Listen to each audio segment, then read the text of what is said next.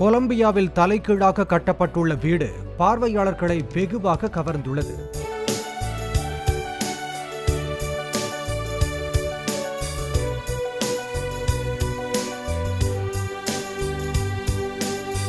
தலைநகர் பொகோட்டா அருகே உள்ள குவாட்டவிட்டா நகரில் ஃப்ரிட்சால் என்பவர் இந்த புதுமையான வீட்டை கட்டியுள்ளார்.